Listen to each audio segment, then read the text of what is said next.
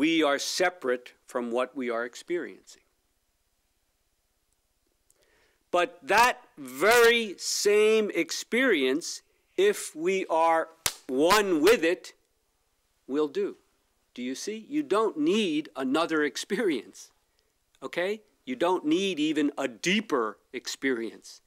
You just need to be totally unified with your present experience. That's the real Genjo Koan. As I said last night, whether it's intense pain in the knee, that's fine, that'll do, or a tremendous euphoria and bliss, if that is what you are actually experiencing. The point is not to separate from it, to be so totally that there is no person experiencing it and there is no thing experienced. It is simply, if it's pain, ah! Or if it's joy, perhaps just a bit of a smile on the face. But being totally that.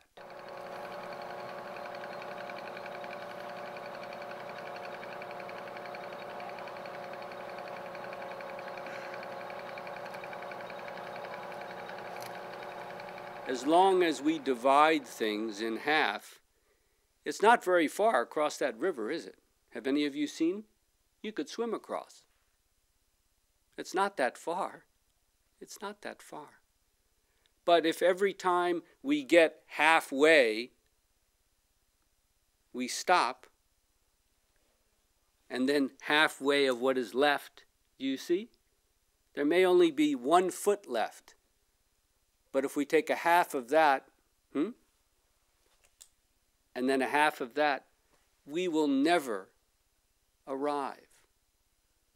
And you see what the self does, don't you? What does the self conclude? It's so far away, it's so difficult. I want an easy practice, and maybe cheaper too. It's not the distance. It's what we do with our minds that creates the distance, isn't it?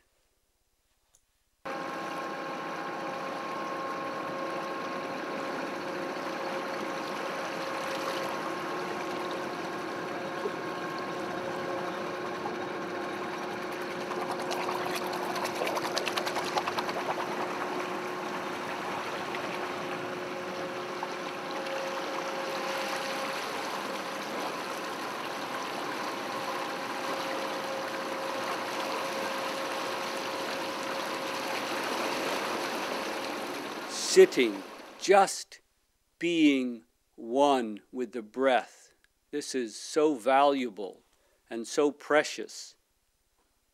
And yet, I must say that it is like getting on the boat to cross the river, or maybe being on the dock where you get on the boat.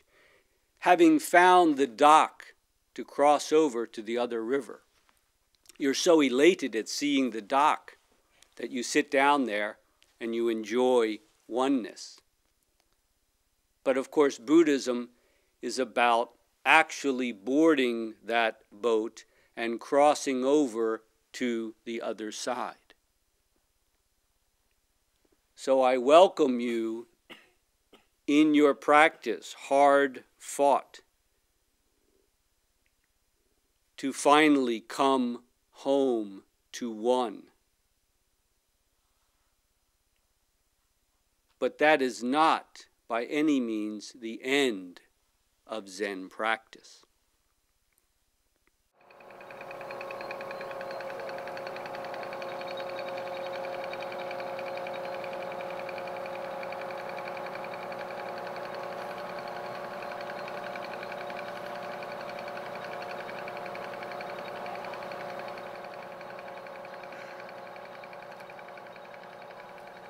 It's so valuable to arrive at the dock.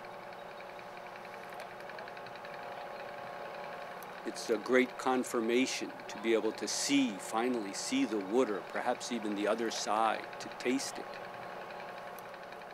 But if we stop there, how can we really help others? And of course, this is precisely what Dogen and Rinzai, in their own way, are pointing to. If you get to the place where you're full with the Dharma, you have really let go of all of your illusions and are sitting in complete calmness and quietness. You see, don't you? That's why it's called sometimes being a hole-dwelling devil. It sounds so nice. Why would people call it, you're still a hole-dwelling devil? Out of compassion, of course. It's not that that state is not an important and valuable one to reach. No. In order to get on the boat, it helps a lot to get to the dock. But if you get stuck at the dock, if you simply stand at the dock pointing at the boat,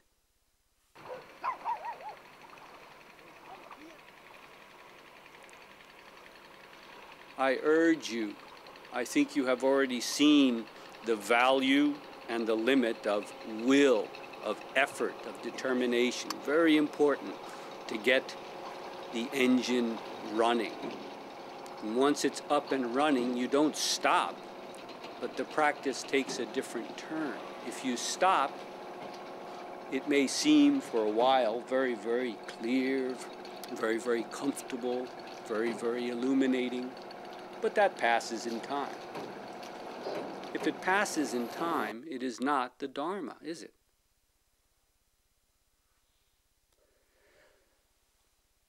We are not seeking anything, as Rinzai so clearly says, and of course Dogen also. We are not seeking anything. And yet, that must be completely clear. There can be no room for doubt. There cannot even be something to attain or not to attain. There is what Rinzai calls transcending in utter freedom, not bound by anything, even by not being bound. You know the teaching of the foundation of Zen, Bodhidharma, not relying on words and letters. How do you make that teaching alive? How do you breathe that in your practice and in your lives? Do you turn that statement, not relying on words and letters, into words and letters that you then rely on?